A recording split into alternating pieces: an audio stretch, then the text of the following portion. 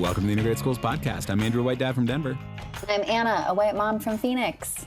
And this is Calling In with Loretta Ross Revisited. Anna, we are going not even that far back to the archives today to revisit the conversation we had with Dr. Loretta Ross, because her book, Calling In, How to Start Making Change with Those You'd Rather Cancel, is the Integrated Schools Book Club pick for later this month. And we wanted to revisit the conversation and encourage folks to sign up for book club. Thanks, Andrew. I'm so excited to be listening to this conversation again and discussing the book. I was thrilled when you interviewed Dr. Ross with Dr. Val, and the conversation has really stuck with me, and I can't wait to dive in deeper to her work. And I want to express my profound gratitude for Dr. Ross for her conversation with you and Dr. Val, as well as her book, in creating an opportunity for us to have these conversations. They're so important right now. Yeah, absolutely. So for folks who don't know Dr. Loretta Ross, she teaches white supremacy in the age of Trump at Smith College. Her career started out doing reproductive justice work and human rights work and racial justice work. And she's sort of coming to the tail end of her career and has really shifted her focus to disrupt the call-out culture. And she has, placed this real focus, done online workshops around it, and spent a lot of time thinking about, and now has a book about what she calls calling in, which is sort of the opposite of calling out. On the cover of my copy of the book, Adam Grant has a quote, and he calls it a masterclass in constructive confrontation. And I just think I love the idea of constructive confrontation. I'm taught that confrontation feels so loaded and tense, especially right now in our political discourse. And so to think about something that's constructively confrontational, right, really kind of reframes that word for me. The idea of calling in versus calling out, call-out culture certainly shows up in all sorts of spaces. The internet has made it much worse, I would say. Agreed. People are dealing with that in all sorts of ways, but it is also particularly relevant to school integration work and racial justice work more broadly. I completely agree with that. And I also think one of the reasons why I feel so connected to this work and have stayed in the integrated schools journey for so long is because it has taken me in a time of my life where the internet feels like it's consumed more and more of my discourse and my exchanges and where I get information. And really, I want to be off the internet as much as I can. I want to be in community. Yep. I want to be in spaces. And so much of integrated schools language has given me the ability to be in my community and stop segregating my family and be in those spaces in person. But I would also say it still remains that there's some confrontation and conflict with the other people in my life that are really resistant to this idea I have in my head about community, but doing it in the context of in person, right? I think this is where this book is really valuable. And those interactions really matter at this point right now. And I think, Dr. Ross is a powerful messenger for this work as well, just given her own history and her own story of how she got here, which listeners will hear. We are very, very quickly into the story of her past sexual assault and conversations with convicted rapists. And for her to be able to find the grace and the space to call people in, given her own story, certainly left me feeling like I have no excuse. Agreed. I'm thinking about why this book is really vitally important to our work specifically. It's very easy right now to be fueled by a lot of anger and rage. And I think in the niche place where an integrated schools parent finds themselves, it can feel like the lonely road of self-righteous indignation. And all of the other things can be true, that this is not selfless. We are not martyrs. We are not saviors. This is as good for me as it is for my community. And I think I will speak for myself, I can get very lost in the rage of all of the harm I see being caused, both by racism, patriarchy, misogyny, xenophobia, transphobia, you name it, but also by the indifference of people and the way people exile the school choice thing from their politics and values. For sure. And what I love about Loretta Ross's work specifically is that she offers me a no heroes, no villains framework of dissecting a narrative without assassinating a person or canceling a person. And the root of my commitment to anti-racist school integration and to integrated schools as a way I raise my children and a way we live as a family. The root of it is love for the collective, love for the we, right? That like the root of my orientation to this work is actually love. Love for me, love for my kids, love for my community. And when I get really angry at someone and want to cancel them forever, I have to remember that that rage is just my nervous system's way of expressing this deep love I have for my community and my desire for what I want us all to have, not just me. Right. And so I feel like this book has given me these tools and a step-by-step process to come from a place of love and curiosity, to be willing to stand up for my values and not just be you do you, boo. Right. But that like, I also don't want to come from this place of violence and rage and hatred, because really, even when I'm feeling so activated by that Facebook post or my neighbor's, yard sign for their private school or whatever, the root of it is my love for my community, and that's inclusive of that person too. And I need tools for having those conversations in a way that keeps my side of the street clean so that I'm not taking that rage and just throwing it back at them. Yeah. And I think the other piece that feels so powerful about Dr. Ross's work in this book is that it's like you don't have to give up your values to do that. You don't have to abandon your principles. You don't have to pretend that all perspectives are equally valid, that there are not things that are right and wrong, that there are not people who are actively being harmful, that there are not people who are fueled by hate rather than love. Like all those things can be true, and you can still find a way to call people in. I found that super powerful in the book. Totally agree. Like I can really believe that I have a moral imperative to attend, support, protect public education, and not just the elite public schools that are performing well and are in white concentrated neighborhoods with PTOs, but all public schools, right? That choice I can believe is actually objectively beneficial for our community. And I can still reach towards in a way that does protect my sanity. Like there are limits, right? And she talks about that, but in a way that comes from like not lighting someone else on fire and punishing them and harming them, that feels more sustainable in the long term. Yeah, and I think she talks about that in the interview that listeners are about to hear. That this idea that like calling in is not for somebody else. It's for yourself, and it's like about putting a better version of yourself forward. It's about being a better version of yourself that can then potentially be an example for somebody who wants to see it. Because I think ultimately putting more love into the world is the way we get a world with more love in it. It sort of makes sense, right? And putting more hate into the world is a way we get a world with more hate in it. One more teaser to the conversation is you have to first love and forgive and call in yourself.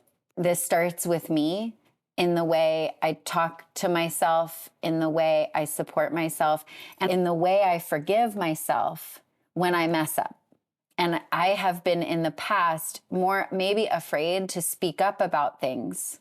Less true now than ever, but in the past, I've been afraid to sort of stand on the line and get loud and speak up at a school board meeting or call someone in out loud because I was so afraid of being wrong. And now I feel like with Dr. Ross's framework, with this book and with the interview that you're about to hear, like I could hear like, oh, I got to forgive myself.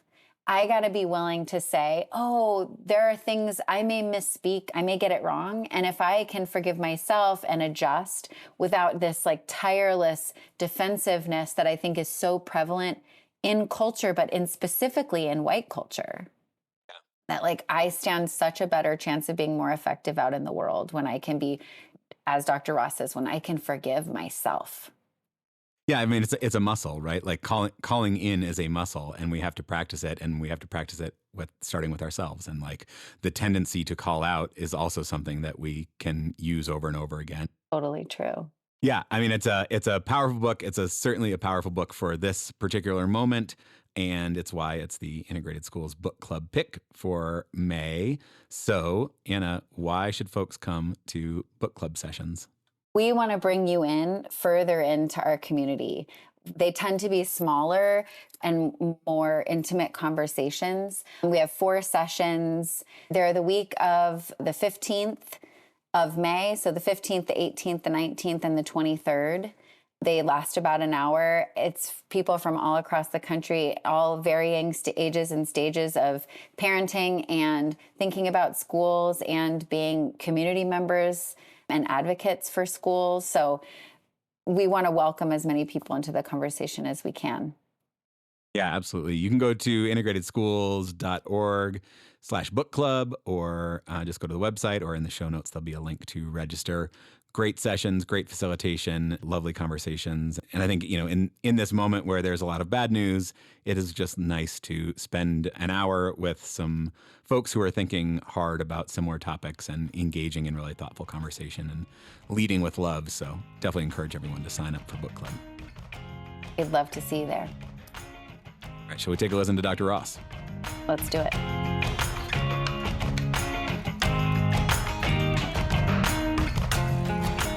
Hello, my name is Loretta Ross.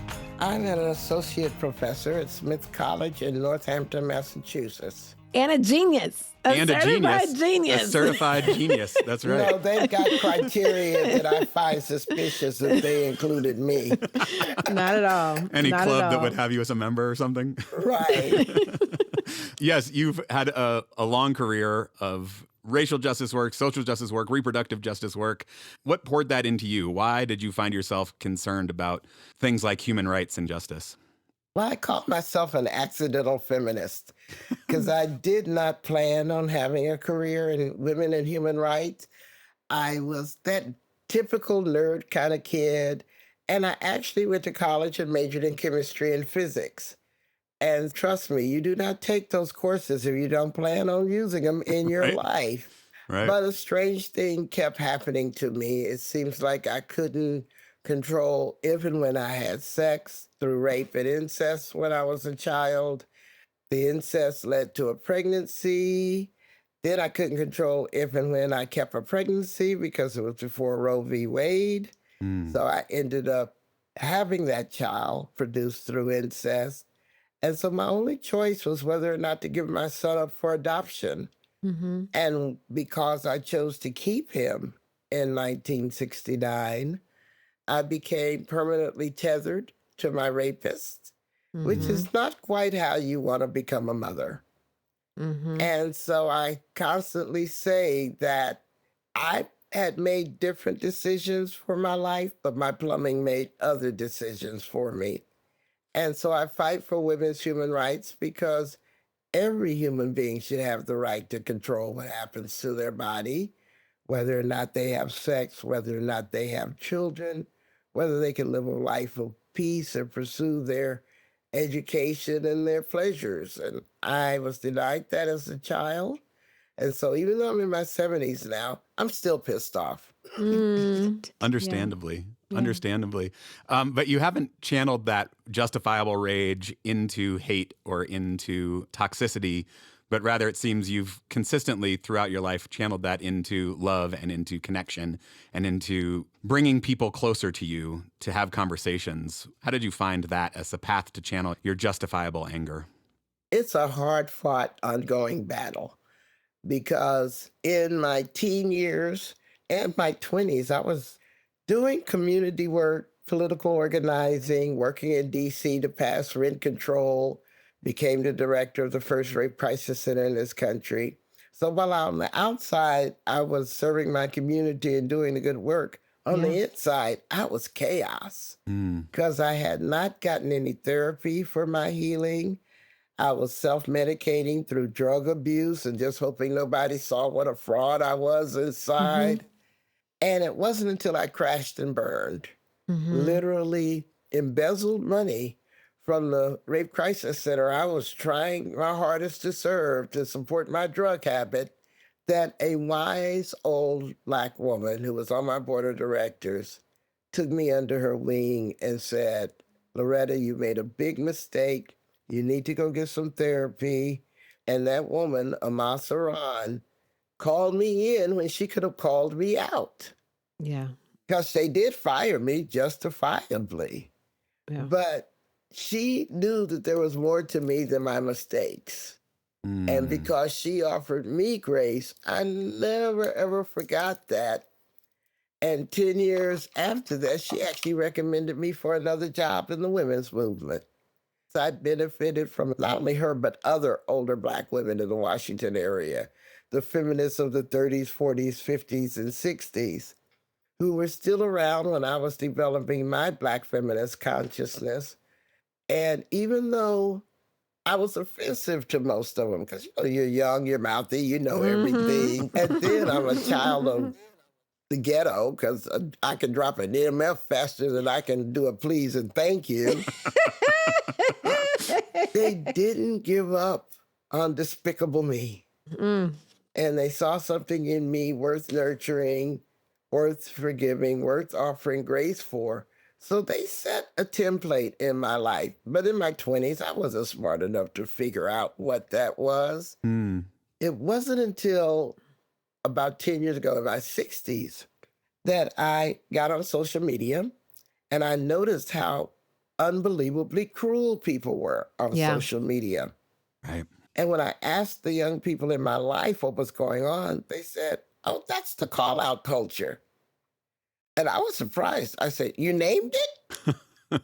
Like naming a baby or something. And they said, yes.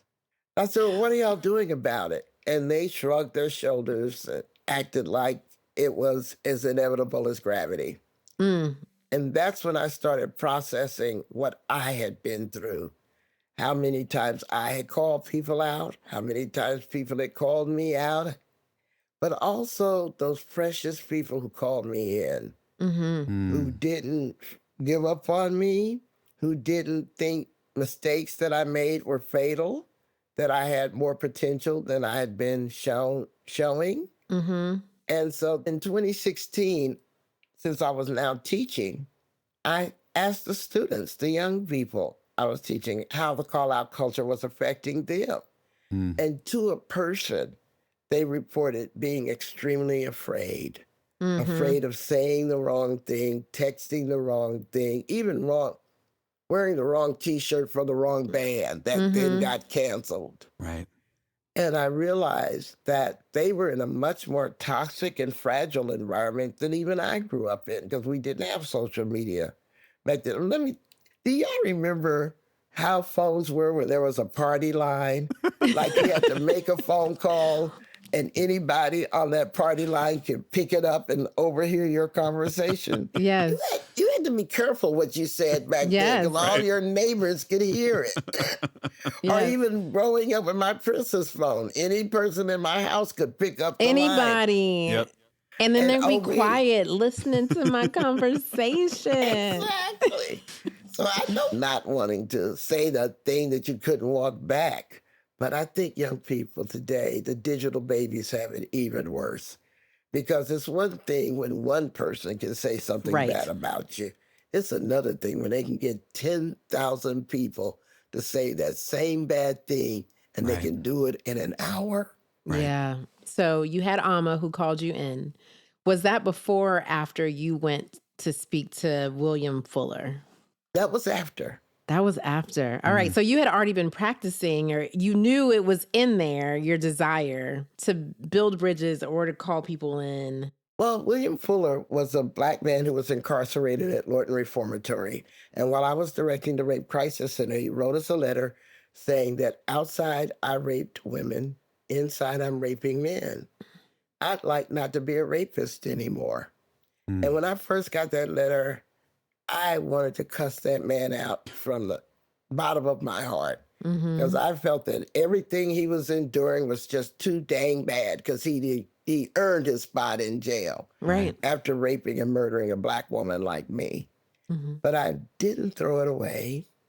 And eventually my curiosity won out. And I think I actually visited him in jail for the first time to curse him out because I was never to hold the people who violated me accountable. But here I am with an opportunity to talk to a convicted rapist. When I got to the prison, instead of one man being there, William Fuller, there were 6 of them in that little room, in those concrete walls. And here I am, a rape survivor with no training at all, walking in there to curse them out. Yeah. Yeah. But I can only describe it now as they called me in. They started off by telling their stories, what they had been through, and what had led them to become violators. And what was consistent about their stories is that they had become victims first because they'd been incarcerated as teenagers. And that explained why all these men sitting in their circle were all big and buff, like wrestlers or MMA fighters. They had gone from victims to predators as a way to protect themselves, but they entered as victims. That description, it's giving me pause because I had imagined these buff, muscular men that you describe in the book. And then just now I'm imagining the little boy inside of them for the first time.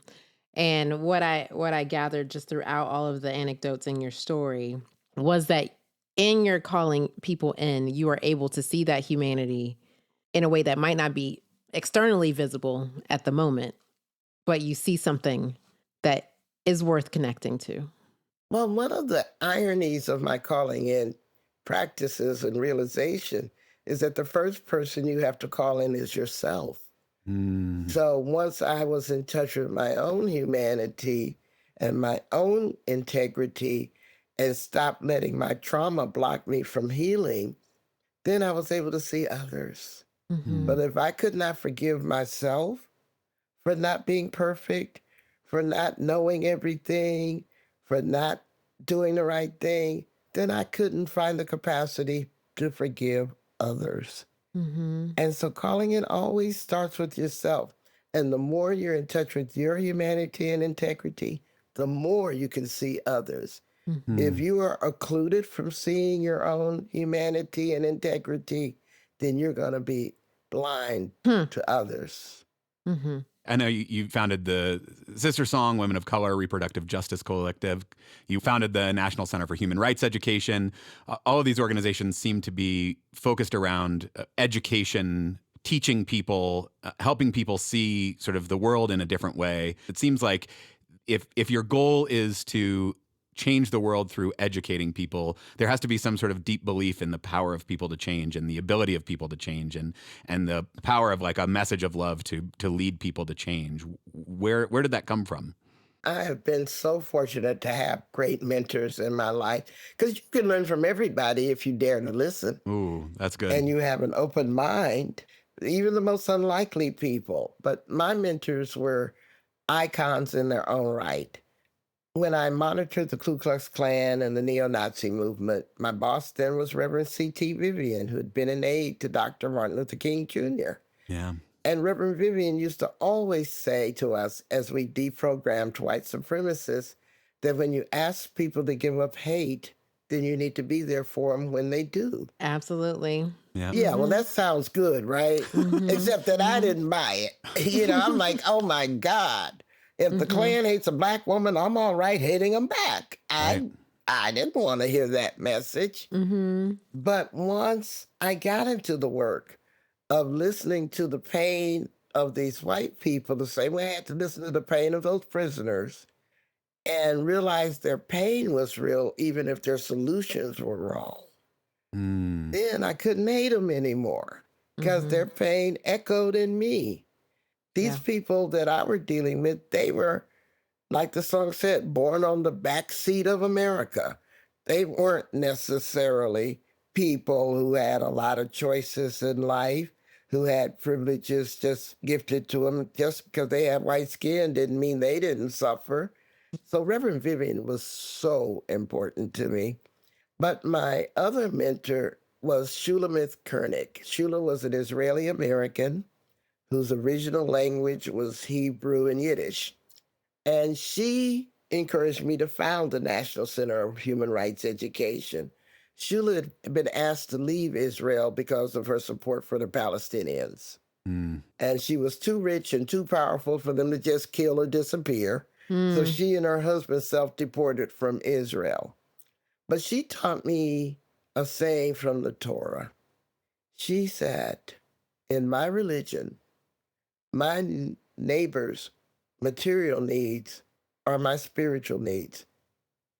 I can't be right with God if I'm not right with my community. God would not want me by myself if I'm not serving my community. And that struck me like better than the golden rule, do unto others as you would do unto them. Right. Yeah. Because if you care about your relationship with God and God's saying, I only care about you because of your relationship and your compassion for others, that's better than anything my teaching in Christianity has ever taught me. Yeah. This individual relationship with God, regardless of how others in my community are doing. And so those were the kinds of influences I was privileged to get. And like I said, I'm just thankful that I had the patience to listen. Yeah. Yeah, that's beautiful. And you've channeled all of that into this culture of calling in that I know you've been doing online workshops about, and now have finally a book so that anybody can pick up the book and learn about calling in. To sort of dig into the content of the book a little bit, I'm wondering if you can start just by explaining what a call out is and then how that differs from calling in. Well, I think most of us are familiar with the concept of calling people out, because that's publicly shaming and humiliating somebody for something you think they've done wrong, or some thought that they had that you thought was wrong. And what it does is it seeks to hold people accountable through shame, anger, and blaming. But probably the most important word in that previous sentence was that you did it publicly. Because if you really just wanted people to course correct, you could have said something to them privately. Right. You could have slid into the DMs and say, you know, we used to say homeless, but now we say unhoused.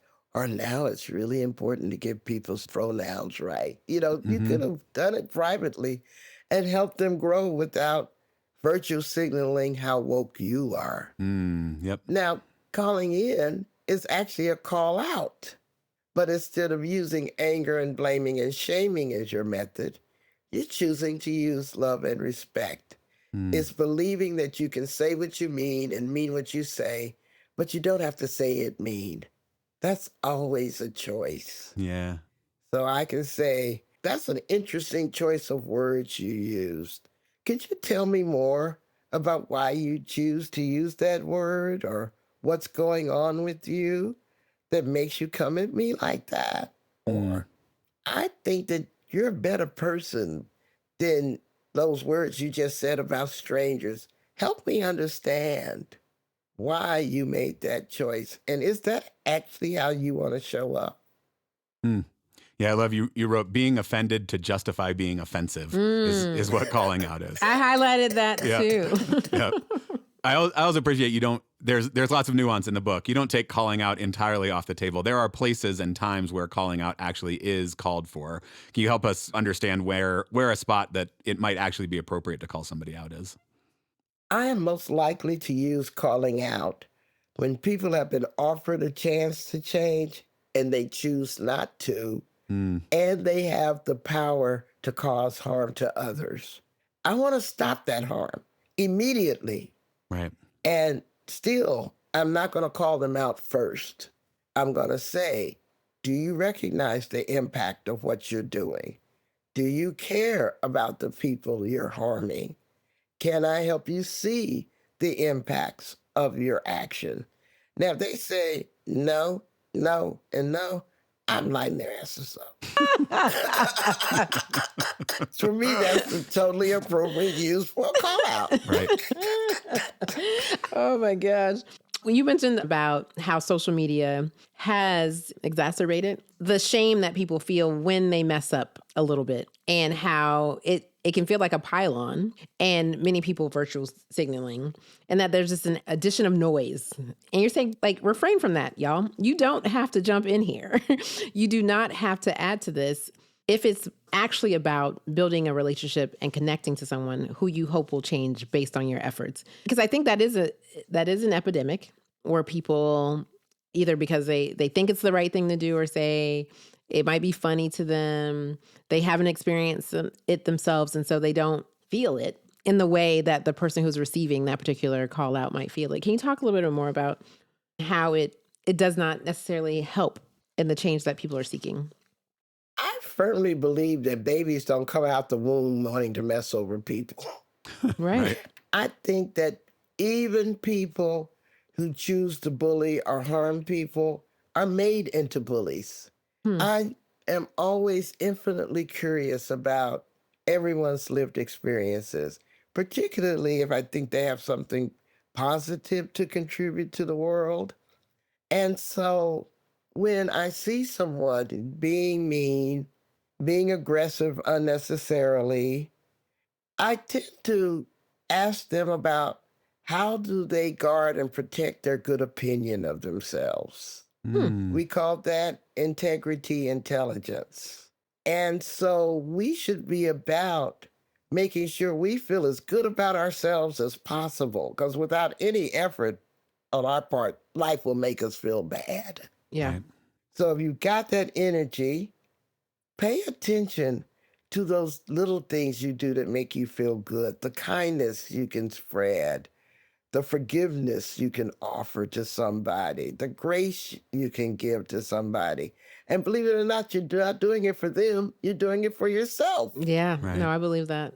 And the more you do that, the better you feel. You won't hold grudges unnecessarily because you know you're carrying that weight for nothing. It ain't bringing you no joy. Yeah. So you get Right. the joy of letting it go. Yeah. And you are attentive to how you show up. Now, a lot of people mistakenly believe that calling in is changing other people. No, calling in is showcasing your best self. And it offers an example, a model to other people, how to show up with their best selves. It's just like how you smile when somebody else smiles. Right. When you offer kindness, other people start reciprocating kindness. It's amazing how that works. That's so simple. And we do that so wrong in the world. All the time. Yeah. Calling in is nothing that we can't do already. Yeah. I mean, think about it. When a natural disaster happens, tornado, fire, earthquake, whatever it is, we run to help. That's our human instinct. We don't stop to ask, oh, is he a citizen? Is he the right color? Who is she sleeping with? Does she go to church? Ain't none of those questions occurring to us. We have two questions. Do you need help and can I help? Yeah. Because that's our humanity taking over, our human instinct as social beings at play.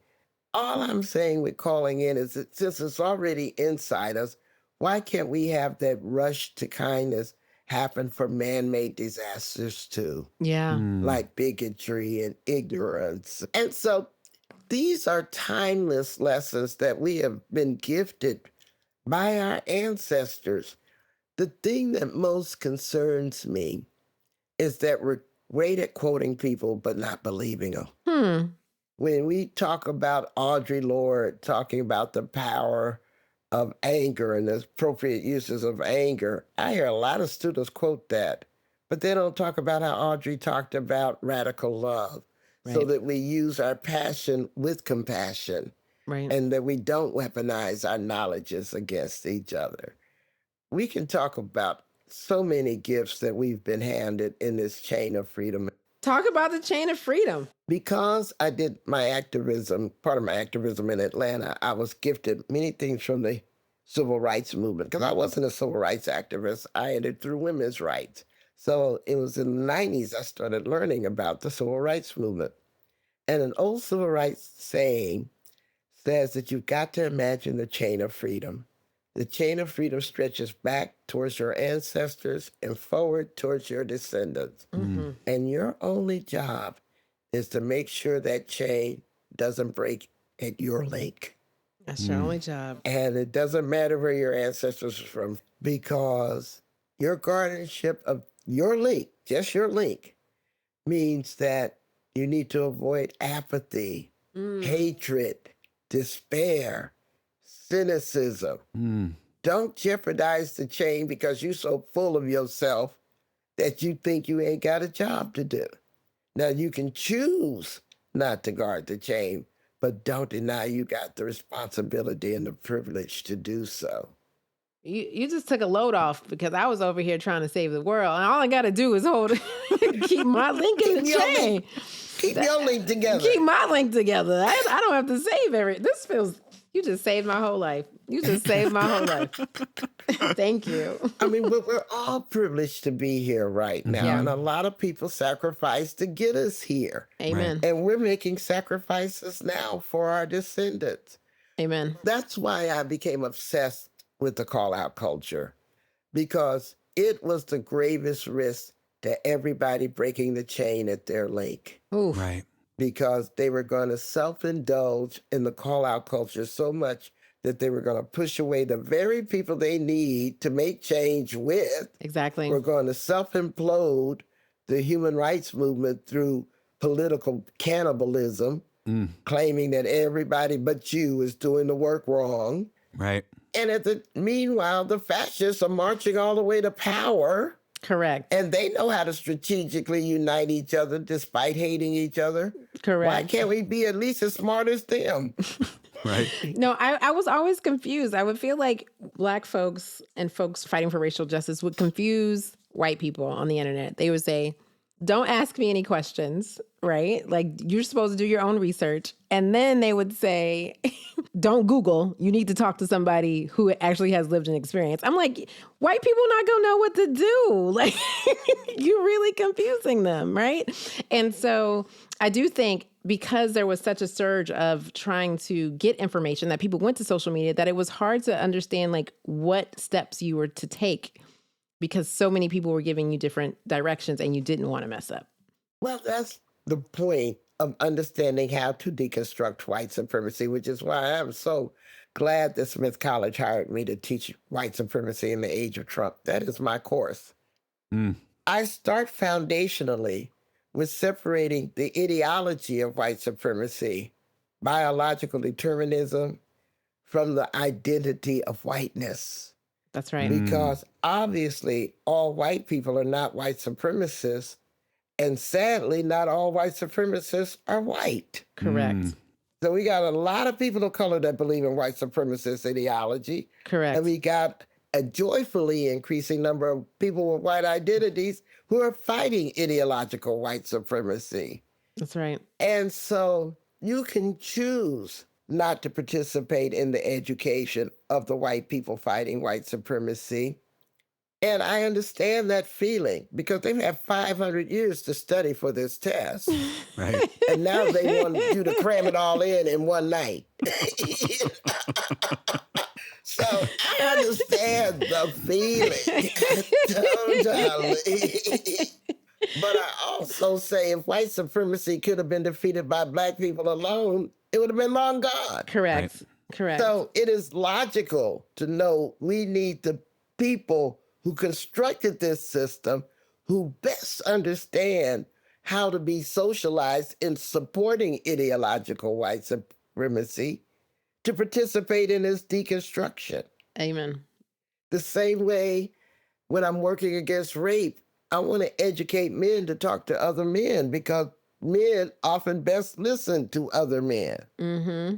And I'm convinced that some white people are socialized to best listen to other white people.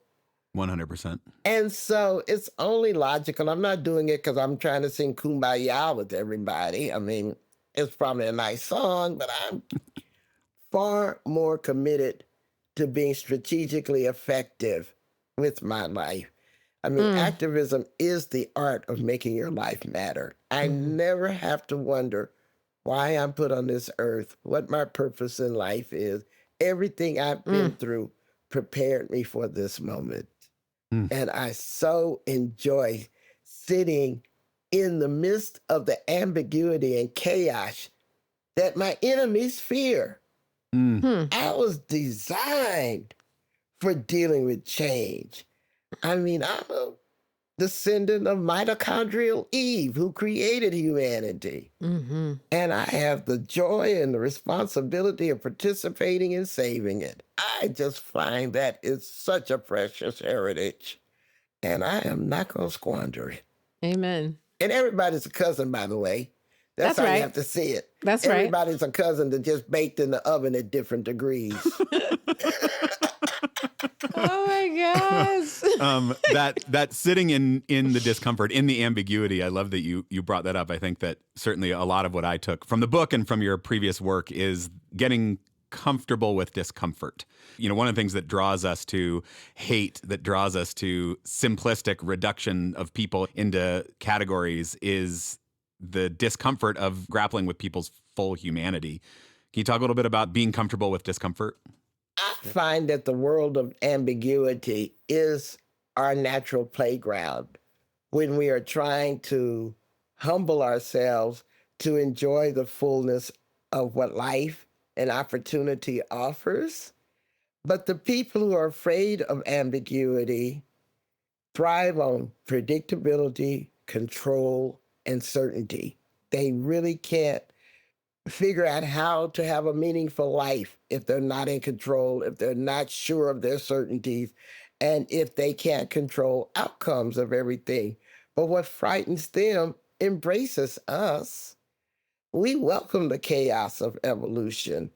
And so it's a pleasure to stand as a Black woman, as part of an African diaspora with a foot on multiple continents, and seeing what I can do to interrupt that system so that we can say, we've got enough food to feed the world. Let's just figure out how to arrange it better. You know, we got enough knowledge to stop climate change. Let's just figure out how to do it better. I don't accept suffering as inevitable, though I can say it's predictable. I don't accept that we haven't been offered amazing gifts with which we can make the changes that can build the world we deserve. But it starts with connecting to each other's humanity, the way we would in that fire or that flood. I want to go back to the, this C.T. Vivian quote you said, when you ask someone to give up hate, you need to be there for them when they do. I definitely believe that hate is toxic, that movements built on hate burn fast and bright and then burn themselves out because hate is not a sustaining emotion. Hating other people with other people has a draw to it, but I think there is something inherently toxic about that people probably want to get away from. I also think what we see nowadays is movements that replicate hate, movements that sustain white supremacy, that have gotten away a little bit from the language of hate. And I'm thinking specifically when it comes to schools, think about the work of Elizabeth McCrae, who wrote a book called The Mothers of Massive Resistance. Yeah, I've had a chance to work with Elizabeth. She's again one of those accidental human rights activists that didn't start out wanting to write The Mothers of Massive Resistance, but her curiosity led her to what were the women who could be my grandmother doing in the 50s? Right. Yeah, and she talks about, tending the garden of white supremacy. And, we think about massive resistance and the men, the powerful men who are in charge, who are, making declarative statements of, segregation now, segregation forever. But the real work that was going on behind the scenes was this tending the garden of white supremacy. And I think one of the brilliant and lastingly toxic decisions that those mothers made was to try to eliminate some of the hateful rhetoric from the movement while maintaining the white supremacy. And so, instead of saying, I don't want my kid to go to school with black kids, saying, I want my kid to have a curriculum that, I believe in, or I want my kid to go to their local neighborhood school while I'm living in a segregated neighborhood. These ways that the kind of toxicity has been removed. And I'm wondering how you think about calling in those people who have bought into that ideology that feels more based in love, that feels more based in support of public institutions. I'm thinking particularly about, parents choosing based on a support for public schools, but their public school is full of white and wealthy kids and is, hoarding resources and opportunity. And so there isn't quite as much toxic hate at the surface of their choices. But it feels, to me at least, certainly the work of integrated schools is about trying to call those people in to maybe see the toxicity in their actions in a different way. I think, first of all, I would stop using words like toxicity. Okay. If I wanted them to see things differently, because that's a form of name calling. Thank you for that. Yeah. And so if I were to provide an education in those schools, I would talk about the ideas of the far right and the white supremacist movement and how they get mainstreamed into our culture even today. Because the white supremacist movement, they believe your race is your destiny. Right. And we call that biological determinism.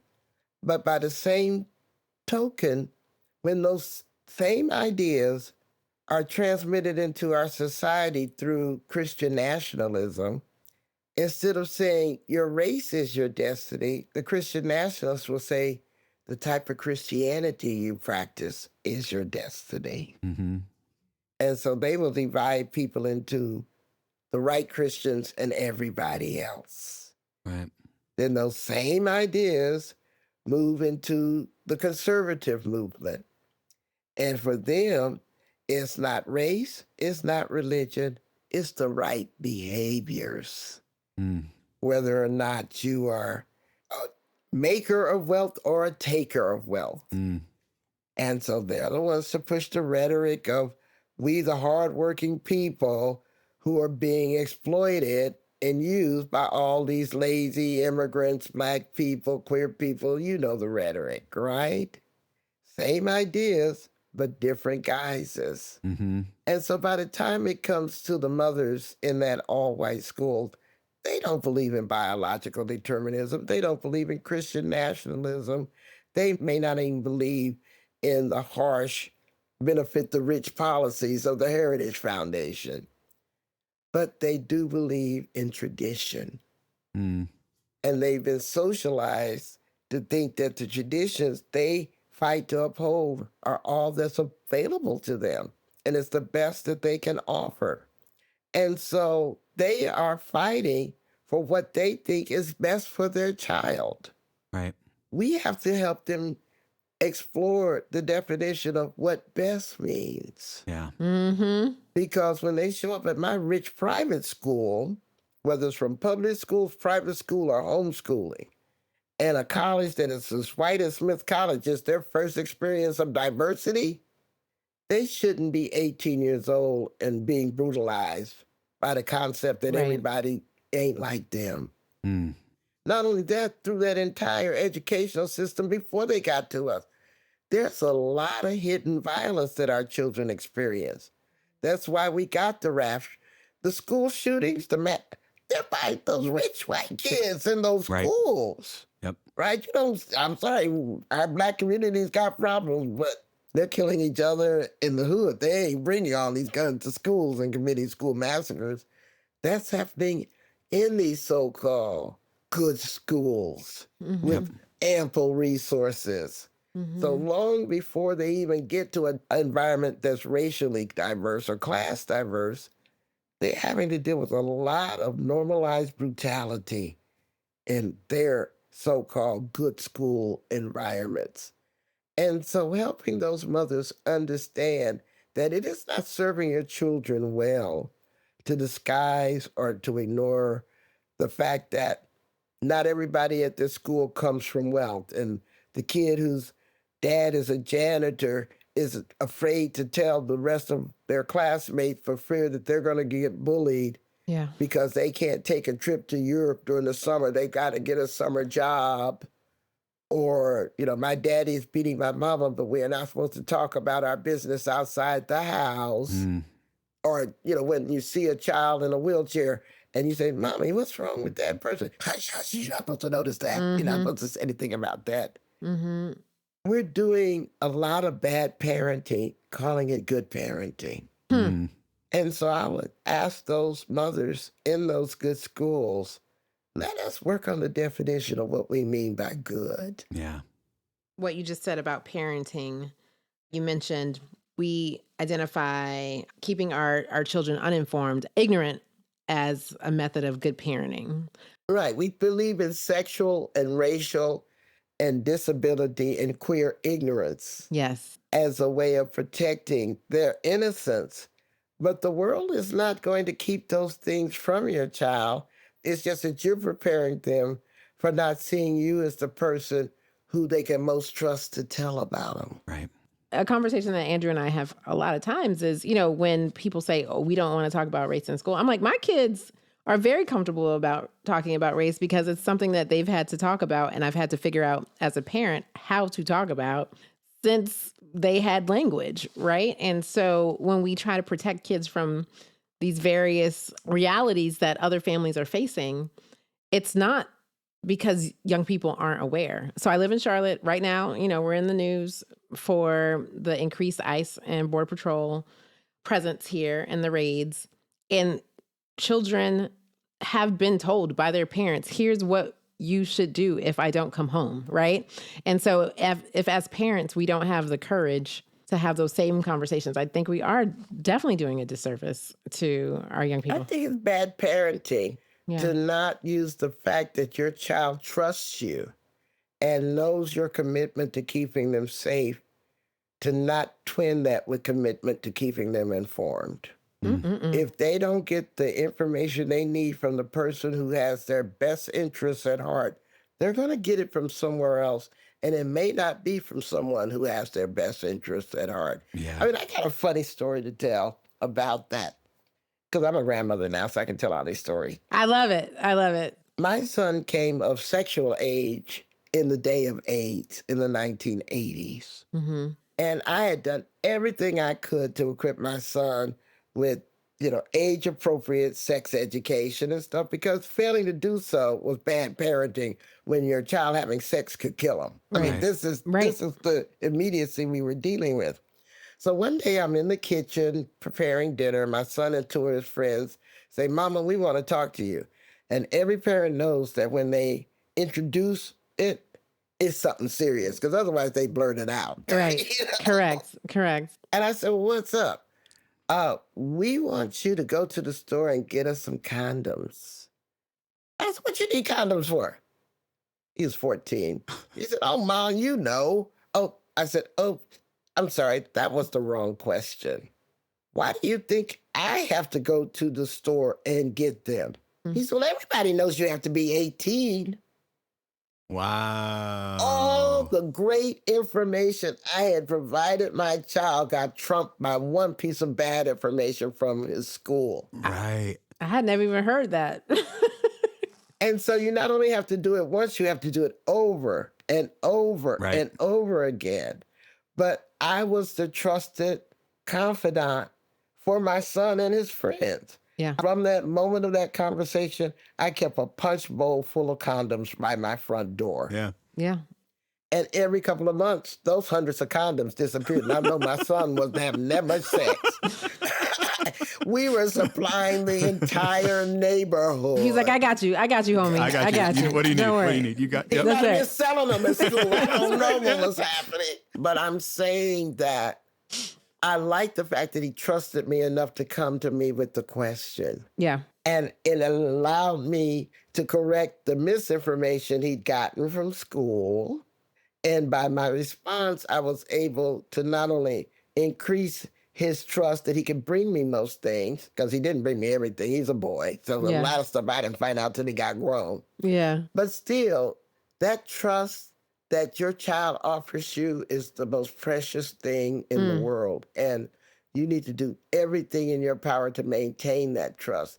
And the thing that's most likely to break trust is the failure to tell the truth. Mm-mm-mm. And the failure to prepare them. There are people who will hear that like, yeah, I want my kids to trust me, and I'm going to make them trust me by keeping them from discomfort, by keeping them from seeing the realities of the world. But you can't actually do that. And it doesn't actually protect them, because inevitably they will come up against the reality of the injustices of the world we live in. And, kids have nothing if not a sense of fairness innate in them. I think there's like an innate desire to connect with people, an innate desire to help, and an innate sense of fairness. And that sense of fairness gets violated so often because we live in a world that isn't fair.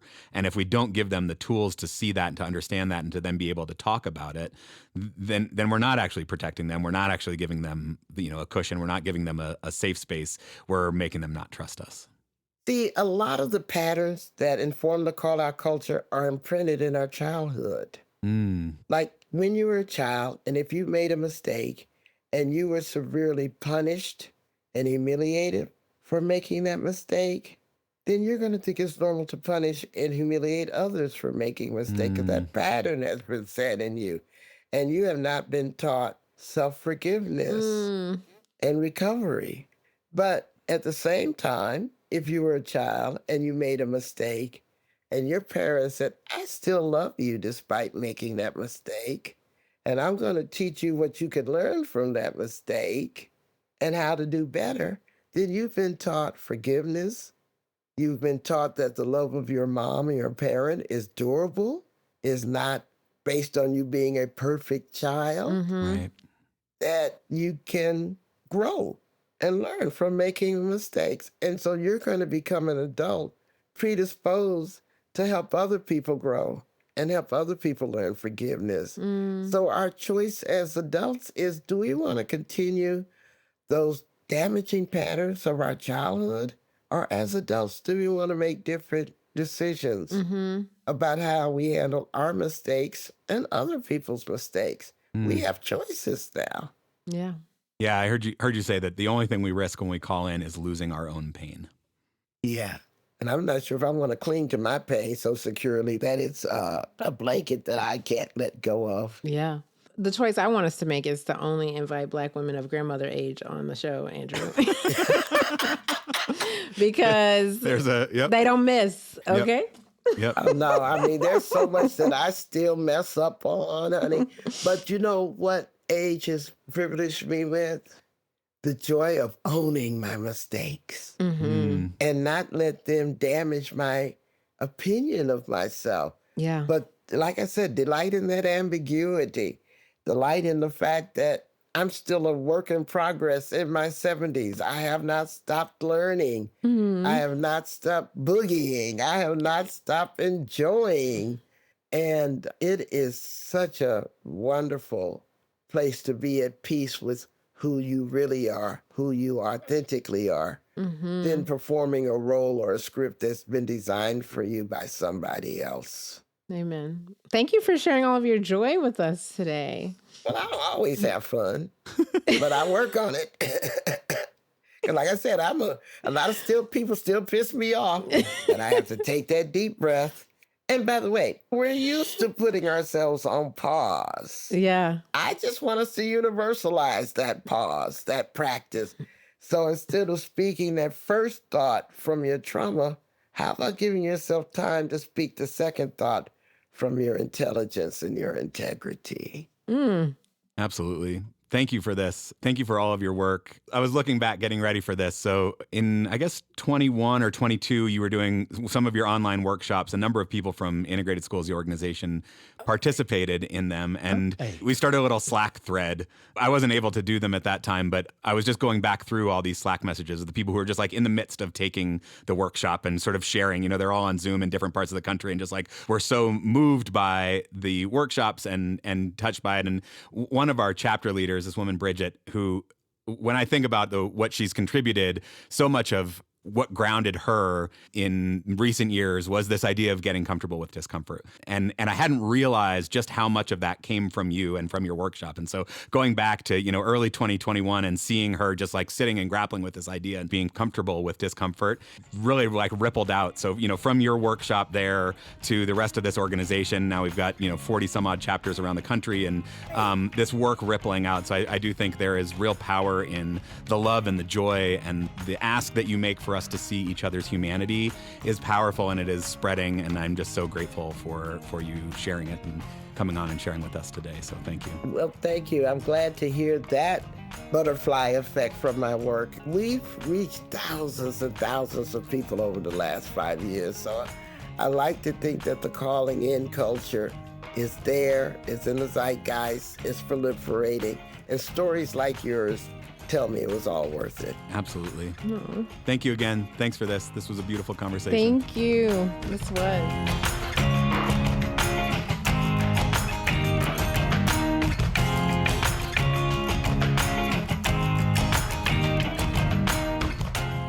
So Val, what'd you think? I am leaving wanting a deep exhale after that conversation.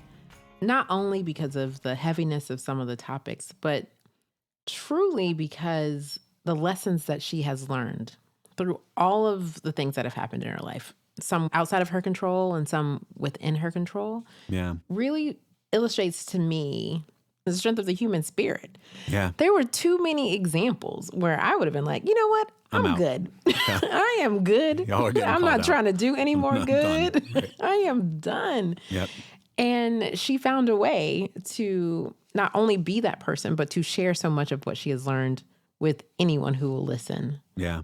Very inspiring story to turn tragedy and trauma into such a force for good. And thinking about kind of the ripples of her work, certainly at integrated schools, the idea of comfort with discomfort, of leaning in when things feel awkward or feel uncomfortable, and really connecting to other people's humanity. Like, I can't think of anything we need more right now than that.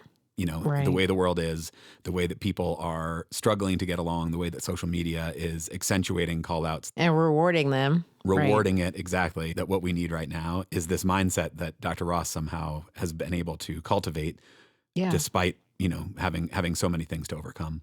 Yeah. I want to make this clear. Like, we believe in calling in. And Dr. Ross has said, sometimes the call out is necessary because we need folks who have the power to harm to stop that harm as quickly as possible, right? Yeah, the nuance and the subtlety, it is not all kumbaya, she said. It is not just about everybody gets as many chances as they need, that there is a time and place where calling out is necessary. And can we pause and reflect before we decide whether we're calling out or calling in? Can we stop and ask, is there some humanity here that is worth tapping into? Is there a way to ask this person, hey, I believe that you could show up better. Would you like to show up better? And that work feels really important and powerful and sometimes overwhelming. And I really appreciated the chain of freedom. Oh, I did too. The idea that it can all feel overwhelming, but our job is to keep our link in the chain unbroken. Definitely gave me some peace. Yeah, it did make me feel like what I'm doing is enough. When, in times like this, we're like, are we doing enough? Should we be doing more?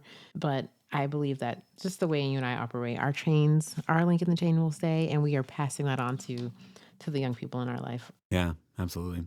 Something else that just really stood out to me is when she talks about the need to be strategic.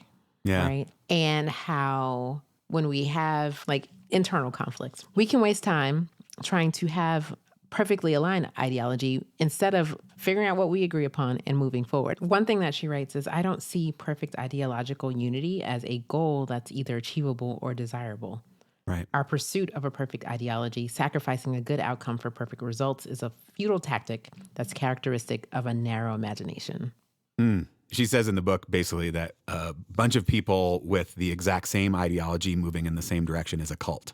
That a movement is a bunch of people with differing ideas but moving in the same direction. Yeah. And, when I think about us applying this idea to the work that we are trying to do in schools and in school communities, it seems so much easier than trying to have it with a Ku Klux Klan member. So we can figure this out, y'all. Right.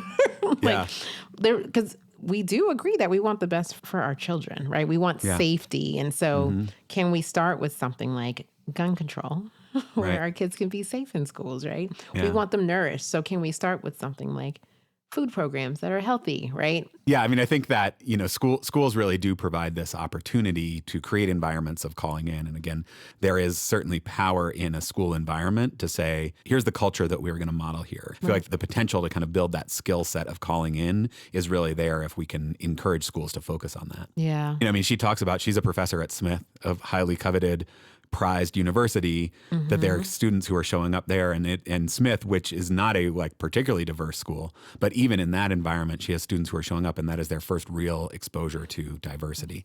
That is their first real encounter with people who have different backgrounds and different ideas. And I feel like that is the way that our current education system is not setting our kids up for success, is by not giving them any of those skills and any of that practice early on. That's something that I think we have the ability to, as parents, lean into. And so I was really, the part when she talked about good parenting versus bad parenting and trust, that was huge for me, because our children do trust us to have these conversations with them.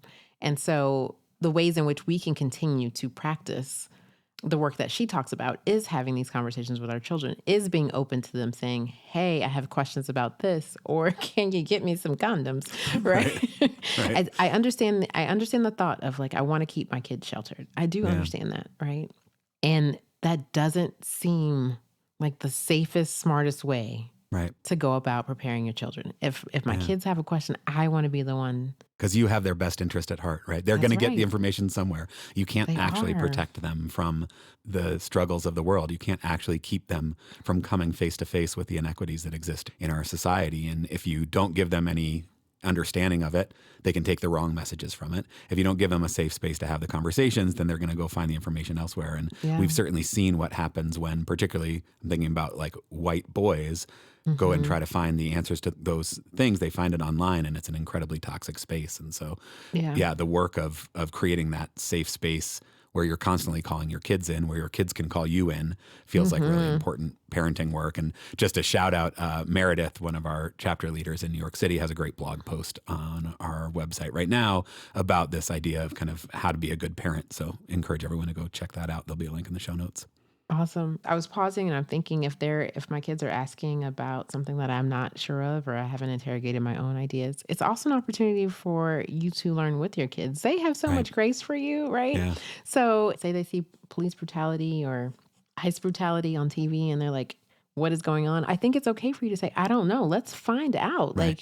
What is actually happening together, and not just change the channel, because it does not make the pain go away, and it will not make the reality go away. Yeah. And I think that the act of how do you figure out what's real information? How do you figure out what's valid information? How do you figure out whose opinion you should listen to and who you shouldn't, is all skills that I don't think our kids are necessarily getting in their education system, but are so crucial to being, active participants in society today. And so, I think there's real potential in kind of modeling the process for sorting through some of these tricky things as well. And if what our kids get from us is, that's tricky, I'm shutting it down or I'm moving away, then that's going to be the message they take, rather than I don't know, let's lean in and see, this is uncomfortable, and let's figure out what we can figure out together. That's right.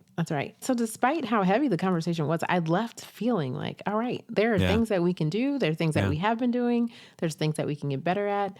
There's conversations that I even felt more willing to have after the conversation with her, right? And I don't believe that everyone is the connector, right?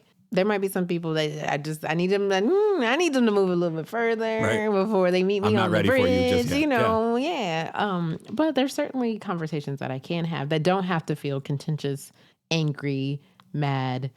And we can still get to the point where I'm staying true to my own values, right? Yeah. I'm not giving those up, right? But we can have a conversation. Yeah, I really appreciated when she said that calling in is not about changing the other person; it's about showing up as your best self. Yeah. Because then the pressure is off. If your goal is to call in to change somebody's heart, and they don't change, then you've failed. But if the goal Right. is for you to show up as the best version of yourself and to use that as an example that somebody may or may not follow, then all you can do is show up as the best version of yourself. And I mean, that's not easy. It still takes work. No. There's still plenty of things pushing us to not show up as the best version of ourselves. Yeah. But if that's the ultimate goal, you come out ahead whether the person's mind is changed in that moment or not. And so often people's minds are not changed in that moment, but little seeds get planted that slowly grow and, maybe get harvested 6 months or 2 years or 10 years down the road, and you just never know about it. Yeah. Literally that. And so, I want to encourage folks to read it. I want to encourage folks to go into 2026 with some of these things in mind. I wanted to show up with us grounded in our communities, in our humanity, in wanting to connect with others, and wanting to build a better world, and really lean into caring for one another. That's the 2026 I'm working toward. Yeah. Like, who knows what 2026 will hold, what will be out of our control that comes along in 2026. But what we do know is that we have control over how we show up. And I think showing up with a mindset towards calling in and towards love and respect and building community can never be a bad approach. That's right. This is lovely. Listeners, what did you think? How are you thinking about calling in? Let us know. Send us a voice memo, speakpipe.com/integrated schools, speakpipe.com/integrated schools. We would love to hear about your calling in or your calling out examples. Have you been called out? Have you been called in? How is that showing up for you? We want to know. We also love gifts, and it's the time to give. It's time to give. So if you have the ability to give, we'd appreciate if you hit the donate button on integratedschools.org. All of your donations go directly to the work of Integrated Schools. Yes, help support the podcast. You can also do that on Patreon, patreon.com/integrated schools. We've got transcripts and show notes and facilitation questions over there, which we would be grateful for your support that way as well. Also, absolutely listen to this episode, use the study guide and the conversation guide, and go have conversations with people about this book. Yeah. I left feeling like I need to make sure that this is in the rotation that I am telling everyone about this text, because I do think it is what is needed right now in this moment. And tell everybody about this episode. Share it with your parent groups. Share it in your PTAs. Share it with your school leaders. It's an important conversation and an important skill that we need to foster both in our kids and in each other calling in. That's right. Well, Val, so grateful for Dr. Ross for coming on, for sharing her sense of peace and comfort, and left that conversation feeling so much hope. And I always feel that when we get to be in conversation as well. I'm grateful to be in this with you as I try to know better and do better. Until next time.